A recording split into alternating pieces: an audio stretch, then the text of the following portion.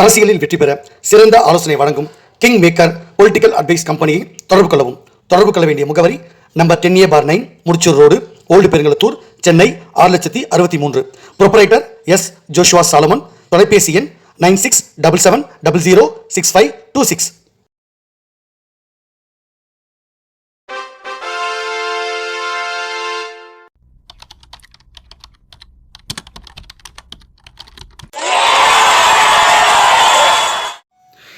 உலகத் தமிழ் ரசிகர்கள் அத்தனை பேருக்கும் என்னுடைய பணிவான வணக்கம். நான் செந்தில்குமார். இந்த பதிவில் நம்ம பார்க்க போகிறது, நம்ம அன்பு சகோதரர் அண்ணாமலை அவர்களை பற்றின பல்வேறு விஷயங்கள் அவருக்கு எதிராகவும் ஆதரவாகவும் குரல் வருது. இதில் நம்ம தெரிஞ்சிக்க வேண்டியது, அண்ணாமலை அவர்களை எதற்காக தமிழ்நாட்டில் பிஜேபி தலைவராக கொண்டு வந்தாங்க. அப்படி கொண்டு வரும்பொழுது இப்போ எதிர்க்கிறாங்களே எல்லாருமே அண்ணாமலைக்கு எதிராக. ஏற்கனவே அண்ணாமலைக்கு ஆதரவாக செயல்பட்ட ஒரு பிராமண கூட்டம் இருக்குது. அது ஒரு ஜாதி கெட்ட பிராமண கூட்டம், அறிவில்லாத ஒரு பிராமண கூட்டம்.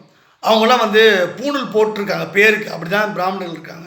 அப்படிப்பட்ட கூட்டம் தான் இருக்கே தவிர உண்மையான அந்த பிராமண தர்மத்தை கடைபிடிக்கக்கூடிய அந்த புத்தி சாதுரியமோ அந்த விஷயம் எதுவுமே தெய்வ பக்தியோ பெருசாக அவங்கக்கிட்ட இல்லை.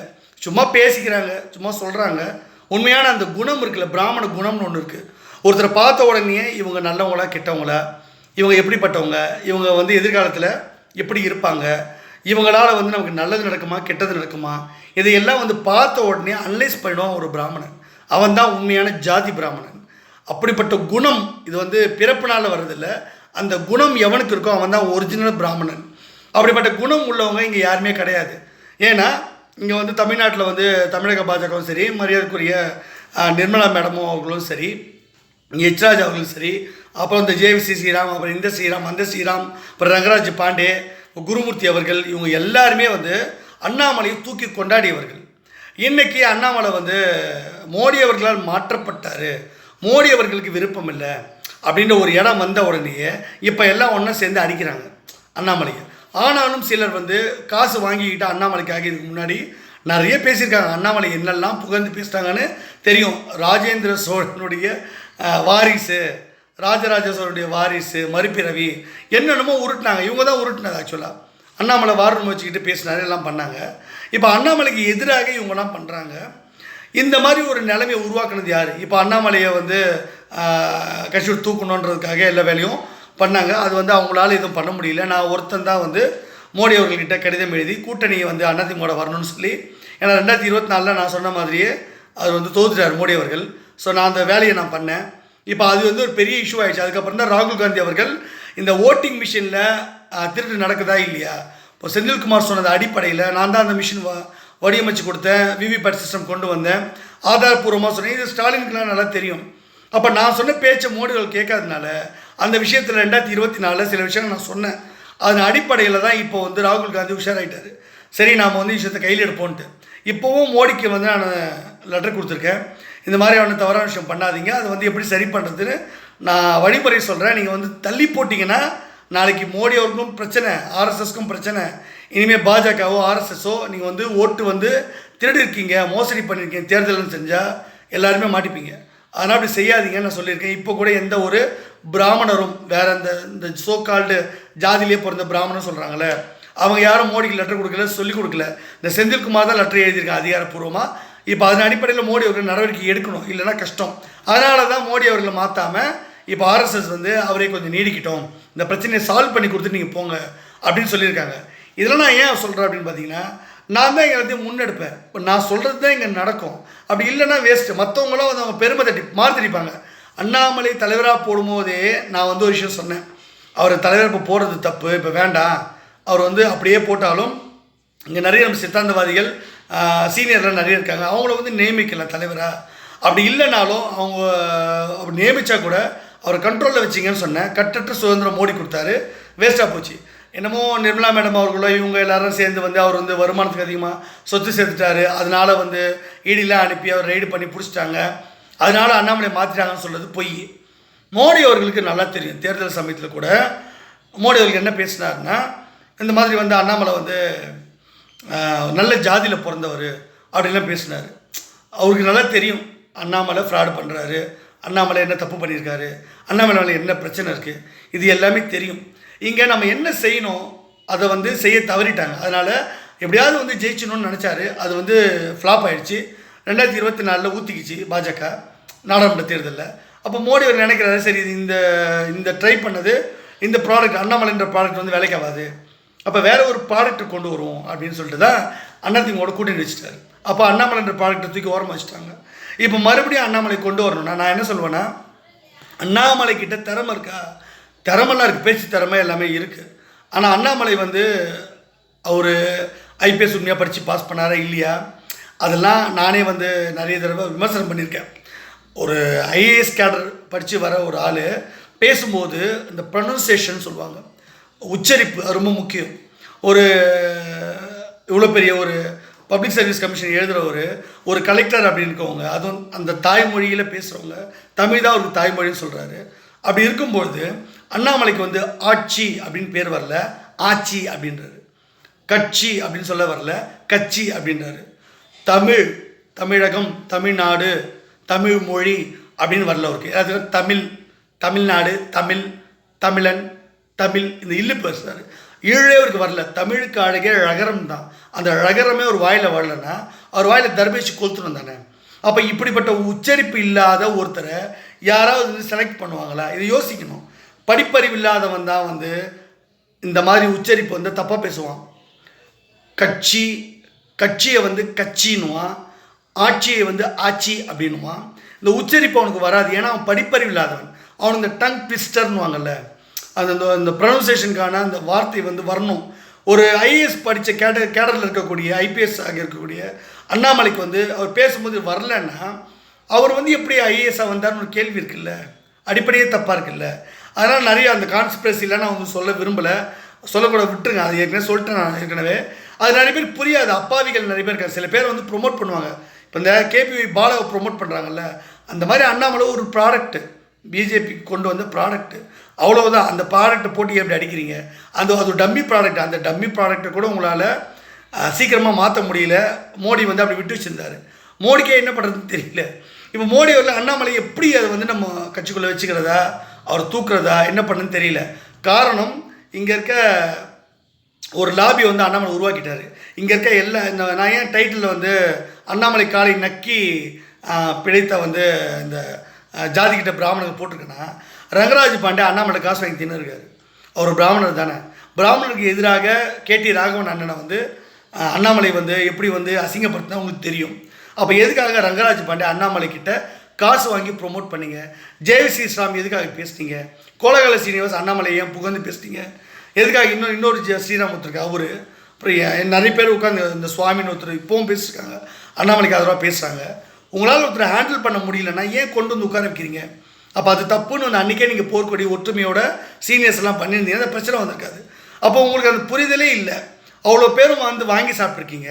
ஒரு சூத்திரன் கொடுக்குற காசு, அதுவும் கேடுகெட்டத்தனமாக வந்த ஒரு பணம், அவன் தவறாக அதர்மத்தினால மிரட்டி லஞ்சம் ஏதோ ஊழல் மிரட்டி பணம் வாங்கினா அவங்ககிட்ட காசு வாங்கி தின்னீங்களே, நீங்களாம் பிராமணர்களா? உங்கள் வீட்டில் அந்த காசு வந்து அது தீட்டாகாதா? அது அந்த காசுக்கு தீட்டுப்படாதா? நான் கேட்குறேன். அப்புறம் வந்து இப்போ வந்து திடீர்னு வந்து குருமூர்த்தி அவர்கள் 2026 எங்கள் இலக்கில் இப்படி தான் 2021 சொன்னாங்க, இப்போ 26க்கு சொல்கிறாரு. அதை சொல்கிறது குருமூர்த்தி, நீங்கள் ஆலோசகர் கிடையாது, ஆலோசகர்னு நீங்கள் சொல்லிக்கக்கூடாது.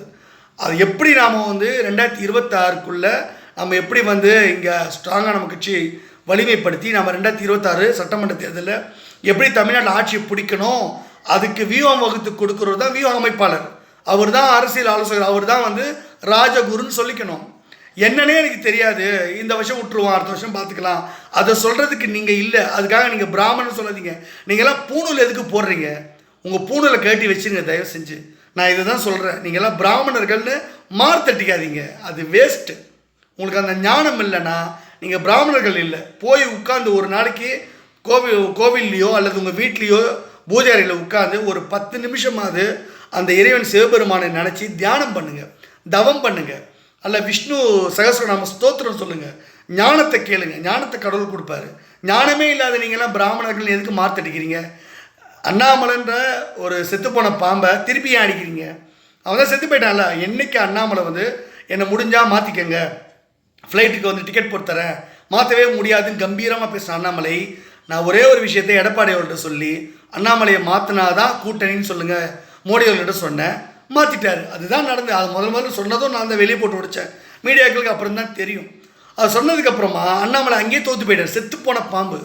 அண்ணாமலை என்ன நினச்சாருன்னா, தன்னை யாரும் மாற்ற மாட்டாங்க, மோடி அவர்களுடைய பக்கத்திலே காரில் உட்காந்து போனோம், அமித்ஷா நம்ம கூட இருக்கார், எல்லோரும் நெருக்கமாக இருக்காங்க, எல்லாருக்கும் காசு கொடுக்குறோம், நம்மளை யாரும் மாற்றிட முடியாது அப்படின்னு ரொம்ப நம்பிக்கையோடு இருந்தார். நான் மேனேஜர் இல்லை, நான் வந்து தலைவர், லீடரு, என் மனைவி வந்து ஜெயலலிதாவோட பெரிய ஆளுமை பேசின அண்ணாமலை அங்கே மாற்றின உடனே அவரை மாற்றிட்டாங்க அப்படின்னு உடனே அங்கேயே செத்துப்போன பாம்பு அண்ணாமலை.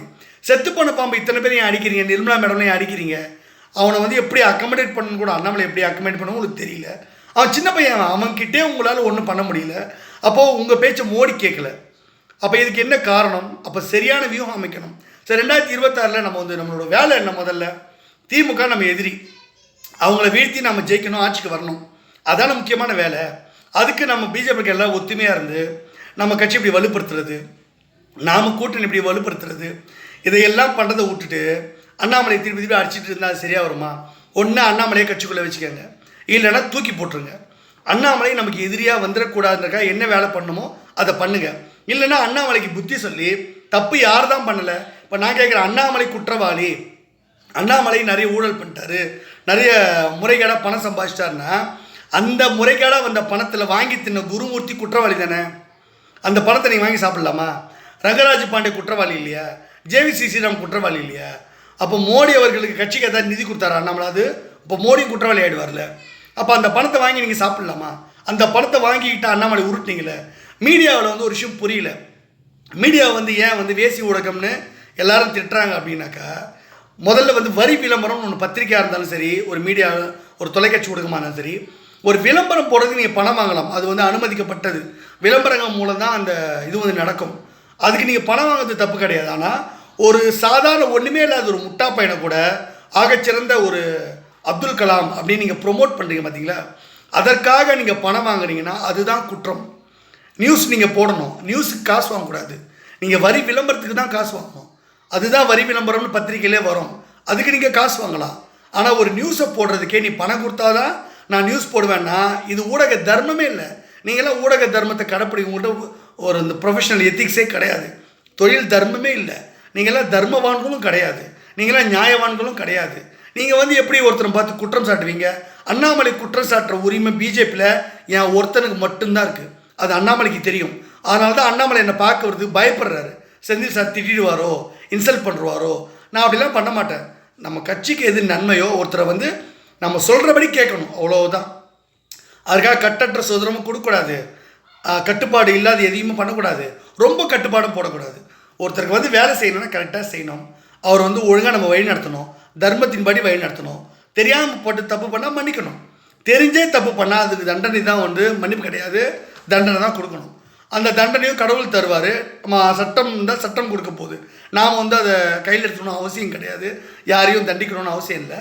சட்டம் தண்டிக்கும், கடவுள் தண்டிப்பார். இப்படி தான் நம்ம போகணுமே தவிர தேவையில்லாம ஒருத்தர் வந்து அவமானப்படுறது, அசிங்கப்படுத்துறது அப்படி பண்ணக்கூடாது. நம்மளையே நம்ம வந்து எச்சத்துப்பிக்கிற மாதிரி, படுத்துக்கிட்டு எச்சத்துப்புற மாதிரி அதை ஒருபோதும் செய்யக்கூடாது. இப்போ சொல்லுங்கள், அண்ணாமலை குற்றவாளியா? அண்ணாமலைக்கு ஆதரவாக அவர் பண்ண தப்புலெல்லாம் உடந்தையாக இருந்த இந்த பிராமணர்கள் குற்றவாளிகளா?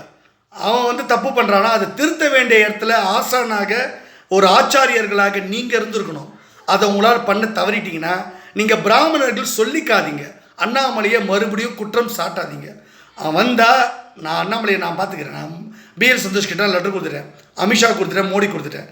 அண்ணாமலை என்னை வந்து பார்த்தாருன்னா அவரை வந்து எப்படி பிஜேபியில் அக்கமடேட் பண்ணுறது, இனிமேல் அவர் எப்படி வழி நடத்துறது நான் பார்த்துக்கிறேன். சும்மா அந்த சின்ன பையனை போட்டு சும்மா அடின்னு அடிக்காதீங்க. அதை பண்ணுறதுக்கான தகுதி உங்களுக்கு கிடையாது. ஏன்னா அப்படி அண்ணாமலை நீங்கள் குற்றவாளி கொண்டு ஏற்றுனீங்கன்னா நீங்களும் தான் குற்றவாளிகள், அவங்கள்ட்ட பணம் வாங்கி சாப்பிட்டவங்க. நீங்கள் எந்த இடத்துல தொழில் தர்மத்தை கடைப்பிடிச்சிங்க? பிராமணர்கள், நீங்கள் பிராமணர்களா உண்மையிலேயே? அந்த கேள்வி உங்களுக்குள்ளே கேளுங்க. நீங்கள் வந்து கடவுளுடைய தர்மத்தையும் நடக்கிறீங்களா? நீங்கள் பண்ணுற ஃப்ராடெல்லாம் பண்ணுவீங்க, ஆனால் இழிச்சவன் ஒருத்தன் கிடச்சா அவன் மேலே எல்லாத்தையும் போட்டுட்டு நீங்கள் தப்பிக்கிறேன்னு நினைக்கிறீங்களே, இது எந்த வித நியாயம்? நான் எப்போவுமே நியாயமாக தான் பேசுவேன். எனக்கு அண்ணாமலை நான் திட்டுவேன், நான் பேசுவேன், தப்புன்னா தப்புன்னு பேசுவேன், சரின்னா சரின்னு பேசுவேன். அதனால் நீங்களாம் ஒழுங்காக நடந்துக்காங்க. கட்சி பிஜேபியை தமிழ்நாடு இப்படி வளர்க்கணும்னு எங்களுக்கு தெரியும். இனிமேல் ரங்கராஜ் பாண்டேவோ குருமூர்த்தியோ நிறைய பிராமணர்கள் நீங்களாம் வாயை மூடிக்கிட்டு இருந்தாலே இந்த கட்சி வந்து உருப்படன்றது தான் என்னுடைய வேலை. நான் அதை சொல்லிக்கிறேன், நான் பார்த்துக்கிறேன் என்ன பண்ணோன்ட்டு. எனக்கு ஒத்துழைப்பு மட்டும் கொடுங்க முடிஞ்சா. கெடுக்கிற வேலையை செய்யாதீங்க. கெடுவான் கேடு நினைப்பான், புரிஞ்சுக்கங்க.